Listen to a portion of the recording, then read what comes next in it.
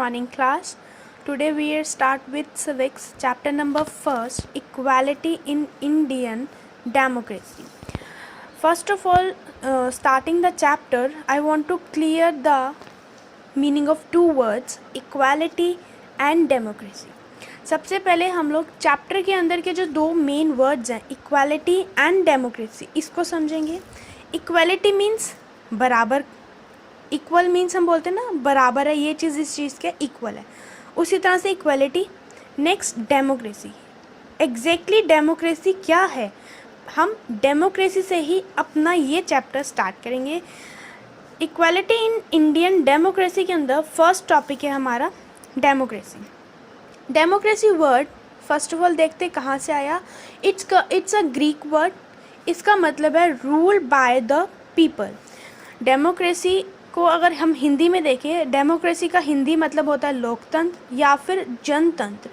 इसका मतलब होता है लोगों द्वारा शासन, यानी कि लोग किस तरह से अपने देश को चला रहे हैं. ऐसा तो नहीं है कि कहीं कोई भी एक पर्सन आता है, वो कहता है कि हम ये चेंज इस तरह अपने अकॉर्डिंग कर देंगे. ठीक है, ऐसा तो कुछ भी नहीं है. हर एक पर्सन के अपने कुछ रूल्स हैं जो कि हमारी कॉन्स्टिट्यूशन की बुक में लिखे गए हैं. हमने यहाँ पर डेमोक्रेसी के मतलब में देखा, मीनिंग में देखा, rule by the people. Rule by the people, लोगों द्वारा शासन. हाउ, कैसे, लोग किस तरह से शासन कर सकते हैं, लोग किस तरह से अपनी ही कंट्री पर रूल कर सकते हैं. क्या हमारी कंट्री के ऊपर हम ही लोग खुद से गुलाम हैं? नहीं. यहाँ पर रूल बाय द पीपल है कि यहाँ पर हम जो रूल बाय द पीपल है उसको कैसे, इसके हाउ का आंसर देखेंगे. वो हम पहले एक डेफिनेशन देख लेते हैं डेमोक्रेसी की. आफ्टर दैट हम हाउ के ऊपर बात करेंगे कि rule by the people how, कैसे है rule by the people. A system of government by the whole population और all the eligible member of a state, typically through elected representative. एक सिस्टम बनाना लोगों के द्वारा, कुछ लोगों ने एक सिस्टम बनाया. अब वो सिस्टम कैसे बनेगा? Through vote. जब भी हमें किसी पर्सन को सिलेक्ट करना होता है, जैसे कि एक एग्जांपल लीजिए, आप हेड ऑफ़ द स्कूल बनाते हो बॉय या हेड ऑफ़ द गर्ल बनाते हो, तो उसके लिए हमारे स्कूल में वोटिंग होती है. सेम उसी तरह से हमारे हकों का हमारे जो राइट्स हैं उनको कोई भी प्रॉब्लम ना आए और हमें सारी फैसिलिटीज़ मिले, उनको चलाने के लिए हमें जो एक गवर्नमेंट चाहिए, एक सिस्टम चाहिए, वो किसके थ्रू हमें मिलता है? एक वोट के थ्रू. इस सभी सिस्टम को और इस तरीके की गवर्नमेंट को हम बोलते हैं डेमोक्रेसी. और ये हर एक पर्सन अपने अपने रिप्रेजेंटेटिव पर्सन को या अपने अपने चॉइस के पर्सन को वोट देकर उसको किसी भी गवर्नमेंट में जितवा सकता है. यहाँ पर टू डेफिनेशंस है डेमोक्रेसी की. नाउ यहाँ हमने बात की थी वोट. वोट कैसे होता है? वोट हम लोग देते हैं, जिसे मैंने आपको भी एग्जांपल दिया कि अगर हमें हेड ऑफ़ द बॉय और head of the girl choose करना हो तो उसके लिए वोटिंग होती है. सेम वोट के अंदर हम यहाँ पर एक पॉइंट लेते हैं, बात करेंगे इक्वल राइट टू वोट, यानी कि सभी पर्सन्स को वोट देने का इक्वल हक है, इक्वल राइट है. यहाँ पर मैंने जो आपको लास्ट क्लास में जो इमेजेस भेजी थी रीडिंग के लिए, उसके अंदर एक स्टोरी थी कान्हा की, जो कि इक्वल राइट्स के ऊपर बेस्ड थी. अब इस राइट्स के अंदर इस राइट के अंदर, इक्वल राइट टू वोट के अंदर कौन कौन पर्सन जो है वोट कर सकता है? ऑल एडल्ट सिटीजन, वो लोग जिनकी एज 18 ईयर्स है या 18 ईयर्स से ज़्यादा है, वो लोग वोटिंग कर सकते हैं. चाहे वो किसी भी कास्ट की हो, कोई भी रिलीजन हो, चाहे मेल हो या फीमेल हो, या किसी भी क्लास के, फर्स्ट क्लास के है, सेकंड क्लास है या मिडिल क्लास है, या किसी भी क्लास. यहाँ क्लास जो है एक लेवल को डिनोट करता है. हर एक रिलीजन का पर्सन, हर एक धर्म का पर्सन, हर एक जेंडर का पर्सन जो है, जो 18 ईयर्स से उसकी एज ज़्यादा है, वो यहाँ पर वोट कर सकते हैं. कॉन्स्टिट्यूशन में उस पर्सन को वोटिंग का राइट है जिसकी एज 18 ईयर्स से अबव है. नाउ यहाँ पर बात आई थी इक्वल राइट्स. इक्वल का मतलब अब हम यहाँ देखते हैं इक्वालिटी. इक्वालिटी मीन्स समानता या बराबरी. Important element of a democratic setup. जो एक डेमोक्रेटिक सेटअप है उसके अंदर सबसे इम्पॉर्टेंट रोल प्ले करता है हमारा इक्वालिटी। अगर किसी भी डेमोक्रेटिक गवर्नमेंट के अंदर इक्वालिटी नहीं होगी तो वो वहाँ पर डेमोक्रेसी जो है या डेमोक्रेटिक सिस्टम जो है वो फेल हो जाएगा। इक्वालिटी का एक मैं आपको एग्जांपल दूँ तो इसके अंदर हम बात कर सकते हैं या हम कह सकते हैं, समझने के लिए मैं आपको बता सकती हूँ कि इक्वालिटी मीन्स क्या। यहाँ पर हमने बात की थी राइट टू वोट। क्या ऐसा है कि एक जो मेल पर्सन है उसका वोट जो है बहुत इम्पॉर्टेंट है, उसने अगर एक वोट दिया तो उसके वोट 2 काउंट होंगे और जो फीमेल ने दिया उसके वोट जो हैं वो 1 ही काउंट होगा। या कहीं ऐसा है कि जो हायर क्लास के लोग हैं जो वोट करते हैं उनके वोट्स की इम्पोर्टेंस ज़्यादा है या हमारे वोट्स की इम्पोर्टेंस कम है, ऐसा कुछ भी नहीं है। इक्वल राइट्स टू वोट के अंदर और इक्वालिटी के अंदर यही आता है कि डेमोक्रेटिक गवर्नमेंट के अंदर सभी पर्सन, एक डेमोक्रेसी के अंदर सभी पर्सन के हक और सभी के जो राइट्स हैं वो सेम है और सभी के लिए जो नियम बनाए गए हैं, जो कानून बनाए गए हैं, जो लॉज बनाए गए हैं वो सभी के लिए एक जैसे हैं।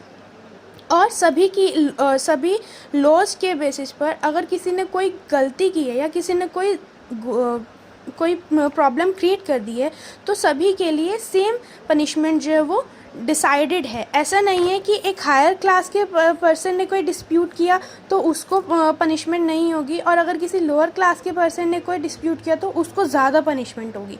ऐसा कुछ भी नहीं है। हमारे कॉन्स्टिट्यूशन के अंदर हर एक चीज़, हर एक राइट में सबको इक्वल का हक दिया गया है। नाउ अब हम बात करते हैं यूनिवर्सल एडल्ट फ्रेंचाइज। इसका मतलब क्या है? All adult citizens have right to cast their vote and choose representative. Universal adult franchise के अंदर है कि सभी एडल्ट सिटीजन्स जिनकी एज 18 ईयर से ज़्यादा है वो अपने रिप्रेजेंटेटिव को अपनी पसंद से चूज़ करके उसे वोट दे सकते हैं। अब यूनिवर्सल एडल्ट फ्रेंचाइज का प्रिंसिपल क्या है, यानी इसका मेन मोटिव क्या है? 1 पर्सन 1 वोट। एक पर्सन है तो उसका एक ही वोट जो है काउंट किया जाएगा। ऐसा नहीं है कि अगर 1% वोट कर रहा है जो कि हायर क्लास से है तो उसके एक वोट की वैल्यू 2 हो जाएगी और जो लोअर क्लास का पर्सन है उसके एक वोट की वैल्यू 1 रह जाएगी। नहीं, यूनिवर्सल एडल्ट फ्रेंचाइज के अंदर जो मेन प्रिंसिपल है उसका यही है 1 person 1 vote. Now next topic is political equality. अब पॉलिटिकल इक्वालिटी एग्जैक्टली क्या है? पॉलिटिकल इक्वालिटी का एम जो है हर एक डेमोक्रेटिक गवर्नमेंट का जो एम है वो ये है कि उसके 2 एम्स है, social equality and equal equality. अब ये दोनों इक्वालिटीज़ किसको मिलेगी? उनके सिटीजन्स को। डेमोक्रेटिक गवर्नमेंट का एम है to achieve social as well as economical equality to their citizen। ये जो पॉइंट है ये है पॉलिटिकल इक्वालिटी। नाउ अभी तक हमने बात की थी इक्वालिटी की, अब हम बात करेंगे इनइक्वालिटी की। इनइक्वालिटी को यहाँ पर देखते हैं पहले। Split of the equal status granted by the constitution. Constitution ने जो हमारे हक दिए हैं, सबको बराबरी के दिए, उन हकों को तोड़ने पर जो इनइक्वालिटी होती है, अब वहाँ पर हम लोग इनइक्वालिटी को डिस्क्राइब करेंगे। Inequal distribution of resources. यहाँ पर एक एग्जांपल ले रही हूँ मैं। अनइक्वल डिस्ट्रीब्यूशन ऑफ रिसोर्सेज, किसी को कोई चीज़ कम मिली या किसी को कोई रिसोर्स, कोई सर्विस ज़्यादा मिली। कैसे? लैक ऑफ मनी, पैसे की कमी होने की वजह से किसी पर्सन ने, कोई एक एग्जांपल मैं आपको बताऊँ तो कोई एक पर्सन है जो डेली 5 स्टार रेस्टोरेंट में खाना खा रहा है, ब्रांडेड कपड़े पहन रहा है और बहुत ही पॉश एरिया में वो रहता है। किस वजह से? पैसे की वजह से। उसके पास पैसा अच्छा है तो वो अपने सारे शौक पूरे कर रहा है।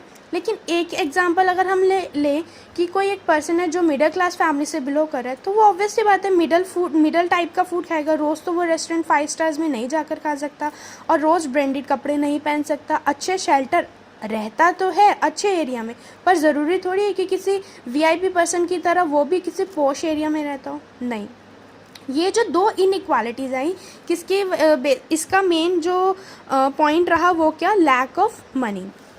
एक एग्जाम्पल देखते हैं। यहाँ मैंने आपके लिए एक एग्जाम्पल रेडी किया है। एक पर्सन है रमन और एक है दमन। जो रमन है वो एक ऑटो ड्राइवर है और जो उसकी अर्निंग है वो डेली बेसिस पर है, यानी उसकी अर्निंग नॉर्मल है। हो सकता है वो डेली 1000 रुपीज़ भी अर्न कर रहा हो, 800 भी अर्न कर रहा हो, या हो सकता है किसी दिन उसने 1200 अर्न किए हो। ठीक है, ये एग्जाम्पल हो गया रमन का। अब यहाँ पर हम एग्जाम्पल देखते हैं दमन का। दमन जो है एक गोल्ड स्मिथ है, गोल्ड का काम करता है और उसकी अर्निंग बहुत अच्छी है, बहुत ही अच्छी है। अब रमन जो है क्या डेली 5 स्टार होटल में जाकर खाना खा सकता है, या ब्रांडेड कपड़े पहन सकता है, या रमन जो है किसी पॉश एरिया में रह सकता है? नहीं, ऐसा नहीं है। वो एक नॉर्मल सी लाइफ ही अपनी स्पेंड करेगा। अगर हम दूसरी साइड दमन को देखें तो दमन जो है एक गोल्ड स्मिथ है। हो सकता है वो वीक में 2 टाइम्स जो है वो 5 स्टार में जाकर खाना खाता हो, उसके ब्रांडेड कपड़े हो, उसका शेल्टर किसी पॉश एरिया में हो, वो अगर बहुत अच्छा बिजनेसमैन है तो। अब इन दोनों एग्जाम्पल्स में जो डिफरेंस आया, उनका मेन पॉइंट क्या था? मनी। इन दोनों की अर्निंग में डिफरेंस है, इसी वजह से इन दोनों की डेली नीड्स को पूरा करने के अंदर भी थोड़ा सा डिफरेंस है। ये बात हो गई हमारी इनइक्वालिटी की। ये एक एग्जाम्पल लिया on the basis of lack of money. अब इनइक्वालिटी के अंदर 3 टाइप्स की इनइक्वालिटीज़ हैं। फर्स्ट है caste inequality, gender based inequality and discrimination against different able person. ये 3 टाइप्स की जो हमारे इनइक्वालिटीज़ हैं, इनको हम नेक्स्ट क्लास में कंटिन्यू करेंगे।